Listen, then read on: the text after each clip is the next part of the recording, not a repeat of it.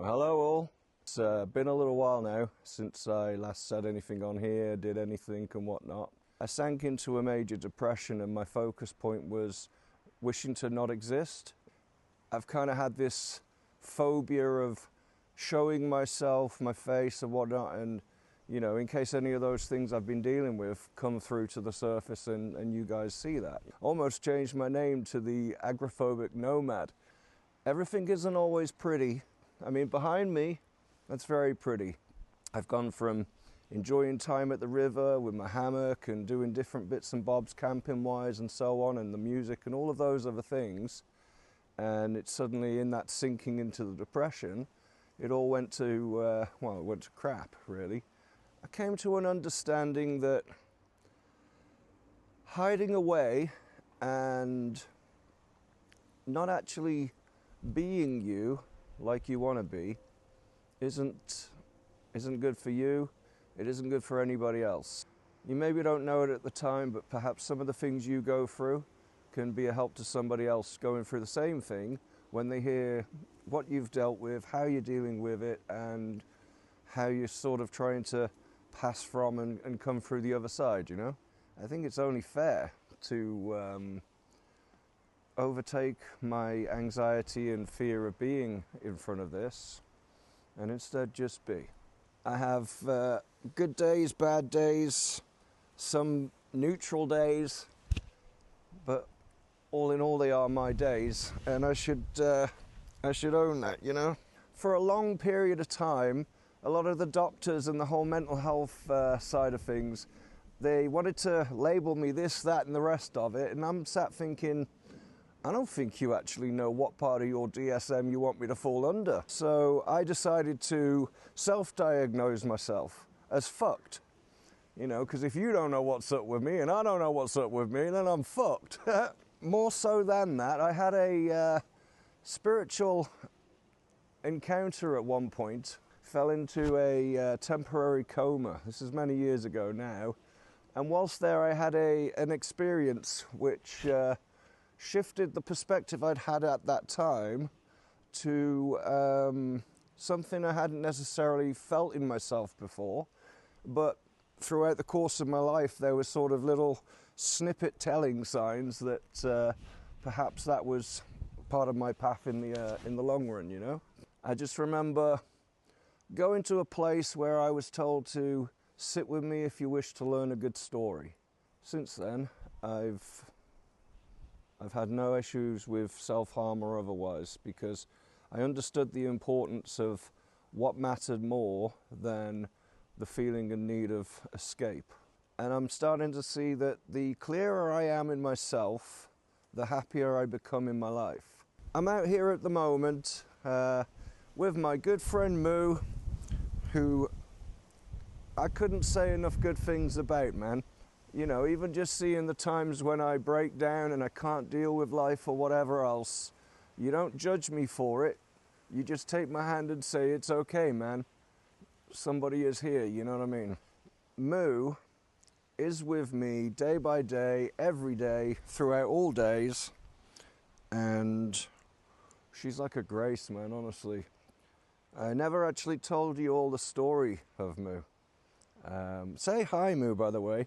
Hi, Moo, by the way. When I left my ex-wife in 2014, I essentially left with a few bags. She and the children remained at home, and off I went. I went to a doctor's appointment that afternoon, and the psychiatrist asked me, she said, so when this appointment's over, where are you going to? And I said to her, I'm going to find a high spot, look out on the horizon, and wherever takes my fancy is where I'm going to lay down for the now. A friend of mine's son had been suffering with leukemia at the time, and he'd been transferred from Birmingham Hospital to the one near me. And so, because I was literally just next door to it, I'm like, oh man, I felt really bad then. And she informed me, no, we're actually back at home at the moment. So I explained the situation to her, and she was good enough to allow me to head to her house, set up a two-man tent in the garden and spend a week there.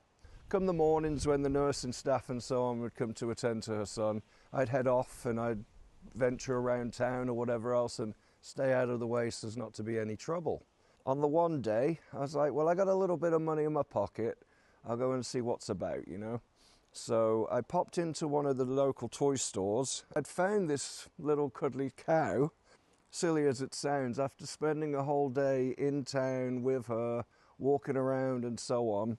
I had it in the hood of the pocket of my hoodie, and I'd just been sort of like using it kind of like a comfort sort of blanket type thing, a stress relief. Her and I, we went on trips around the river and walks to outside wherever we were, and you know, sort of 15-20 mile treks, round trips and stuff. And I just remember the one day I sort of looked at her, I was like, Moo, through all of this you have been sat with me, and you know, you've kept me balanced. My ex-wife and I, we'd been in a band together and so on, so when that all fell apart, I was very reluctant to try to get involved again with the whole music vibe. So convincing myself to step on a stage and be in front and exposed to everybody when it was just myself, I couldn't come to do so. And so I said to Moo, I was like, well, you've been here, man. You've been my friend this entire time and you've kept me sane. I was like, do you want to be in my band? And she said, yeah. So that's kind of how One Man and His Cow came to be. It was an excuse to feel as though I wasn't alone on the stage, even though clearly I am, and we all know the reality of reality. You know, she doesn't actually talk, she's not actually real, but then what actually is real? If all is just energy, then the bond and connection I have with my cow Moo is just a part of that. So she's as real as the rest of that is. And she's been with me ever since. So a big thank you to you for everything you do. And I love you very much, man. Thank you. Probably comes across as mental to you guys, some dude chatting to his cuddly cow or whatnot, but you know, keeps me right in myself. It's what makes me happy, and so that's that. Going back to what I was saying previously, a lot of life tension and stuff like that over the last year. And I've just come to realize that the more stuck in my head I was, the less outside of in the world I was, and all of these things that have I've self-confined have done nothing but sink me even further into that said depression. This week has been spent trying to counteract the anxiety of stepping on a doorway and not being able to leave and push any further than it. And although I am outside, I know that I'm in a safe zone where it's okay to be. Whereas for quite some time, there's just this sort of block in my head that says, out there is dangerous and you must remain away from all danger, you know. Doing so, I've missed out on a lot of good things I could have done. So I had a music friend of mine recently message me and say that, miss your face. It kind of clicked in me. It's like, yeah, when people are saying they miss your face, then you realize just how much it is you've been trying not to show it. My aim with this video, although I'm probably rabbiting a bit, is just to overcome the fear of looking through the lens and start again. I can't guarantee that day by day I'm going to be good, I'm going to be up, I'm going to be down or whatever. I never really know until I'm awake and take the day as it comes.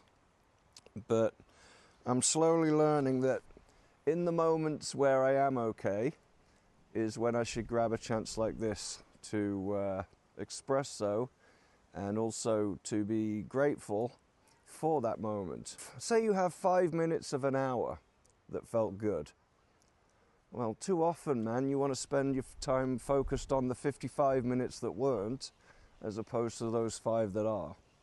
And so I'm kind of learning to revert and switch that thinking, and instead, even if it's just for 5 minutes I'm sat in happiness that I got to be.